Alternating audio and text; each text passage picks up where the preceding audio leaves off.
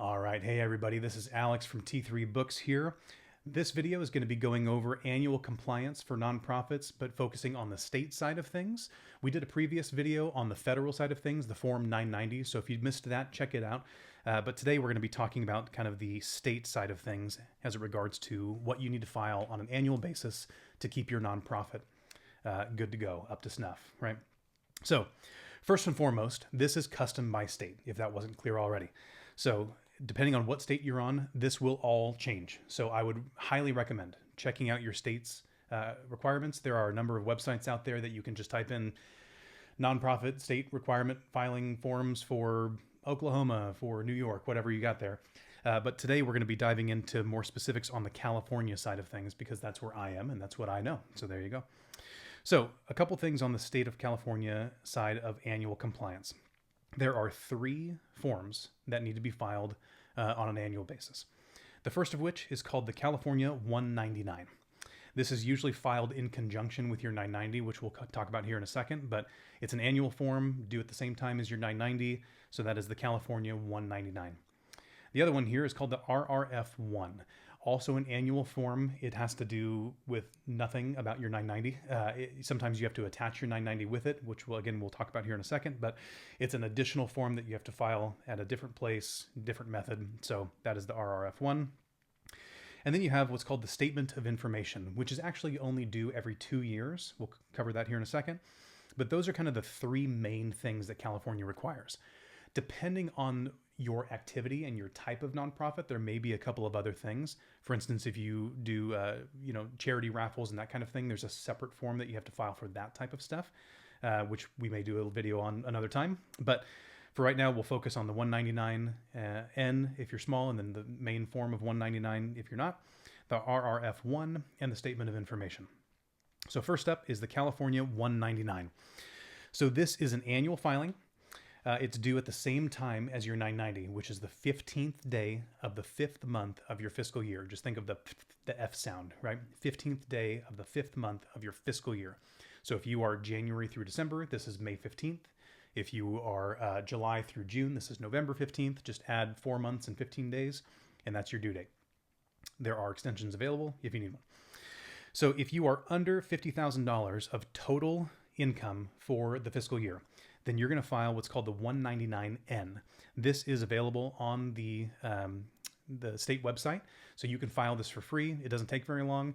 It's just a couple of questions, and you'll be good to go for the year. If you are over $50,000, then you have to file the full 199 form, which is not a ton. It's not a lot to do, and this is usually done in conjunction or filed alongside of your 990. For instance, at T3 Books, when we do 990s, the tax software has California baked into it. So when we fill out information, it also triggers the 199 for us to fill things out. So we just do it together. We'll do the 990 on the federal side, the 199 on the state side, file them both, and you're good to go. Otherwise, you can find filing methods through the FTB site, which is the Franchise Tax Board for California. So if you want to tackle that on your own, you are more than welcome to through the FTB site.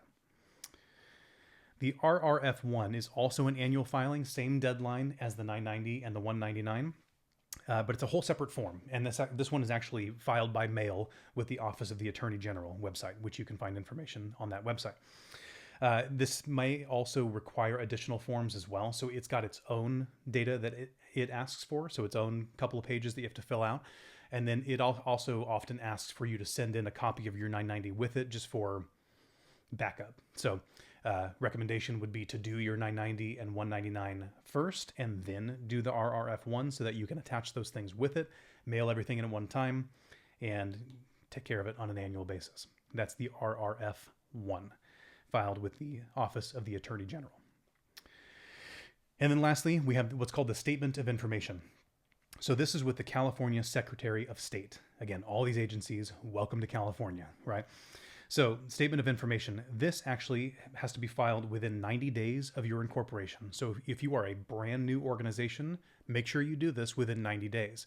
Most likely, this was a part of your setup. If you did it yourself, make sure you did this. If someone else did this for you, make sure that they did it. But then once that initial filing is done, this is now due every 2 years. So you don't have to do it annually. unless there's a change. If you change your address, mailing, contact information, or if you change your your governance structure, then you may want to do that sooner than later. But for the most part, it's due every 2 years. There is a $20 filing cost for this, but you can do everything through the California Secretary of State website. This is pretty simple. Once you get in there, it asks you a few questions about your organization, making sure that all the information and contact info is right. It actually doesn't ask for any financial data, so it's really just a confirmation of, hey, this is still who we are. Nothing has changed. These people are still in charge. This is still the mailing address. $20, and you're done. And that's done every 2 years. And that is basically all you need to know for filing your annual compliance with the state of California. If you're in another state, again, that is custom by state. None of what I just talked about will apply for any other state than California. So go look up your specific state requirements there. But for California, you're looking at 3 forms. The California 199N if you're small, or otherwise just the 199 if you are over $50,000. And the RRF1, these are both annual. And then the statement of information, which is every 2 years. And here at T3 Books, we help with all of this. So if you need your 990 and your 199 filed, we can do that. If you would like some help or assistance, or just for us to file your RRF1 and your statement of information as well, we'll take care of everything for you. Just give us a call, send us an email, fill out a time for us to meet with you, and we'd be more than happy to talk more about it. So if you have any questions, let us know. Otherwise, we'll catch you next time.